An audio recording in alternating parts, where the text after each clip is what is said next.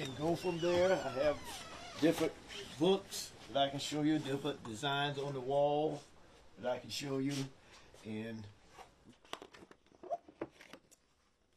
I think that's about it.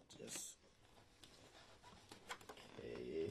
I can't tell anybody who to vote for, but I can tell you who I can vote for, and I'm going to vote for Biden. We need to remember that, you know, the same way we got him in there before, we have to do the same thing by voting. And we just have to instill in the younger people that they need to come on out to the polls and vote. They need to help people out. If it's older, elderly people, you know, go by and pick them up. There were some good, but there were also some bad examples of leadership. It's not just about the results.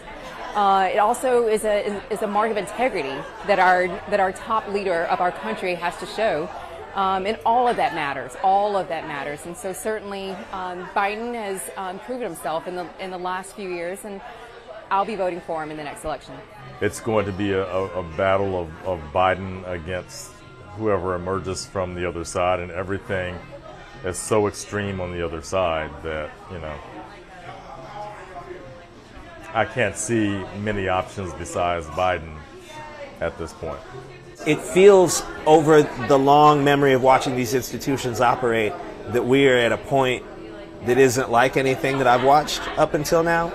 And so as this next election gears up, given what we got through the last time, I'm real nervous. Like, and the nerves, the anxiety, it's building all the time.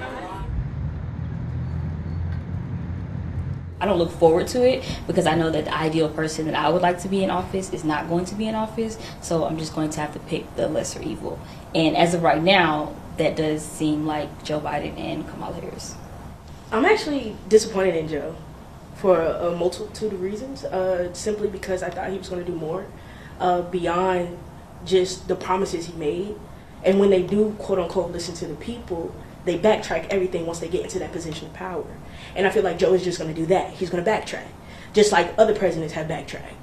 And so, honestly, I feel like right now America is in a state of emergency. We need some real change, and sadly, I would throw my hat in if I was old enough. But if that's not who you want, whose name do you throw in the ring? Who got next? A politician can say it 1,000 times, but because we're not connected to that politician, we're not going to necessarily care. But I bet you if Drake, Nicki Minaj, Sean King, just any celebrity that's out there with a voice says it, then we're going to be okay, I get what you're coming from. So I feel like you just need somebody that's just relatable, somebody that's real, somebody that's true. Personally, I think Stacey Abrams would be a very good candidate, or Gavin Newsom. I think that they are able to tap into young voters, and they have a lot of innovative ideas. Obviously, the best thing is when you have someone that has a good command of policy, but is also very charismatic, quick on their feet. You know, obviously, Barack Obama was real good about that.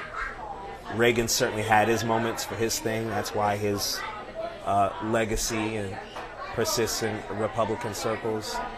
I would think that the question is, and I'm going to vote Democratic. I am. But I wish that there was another Republican option, honestly.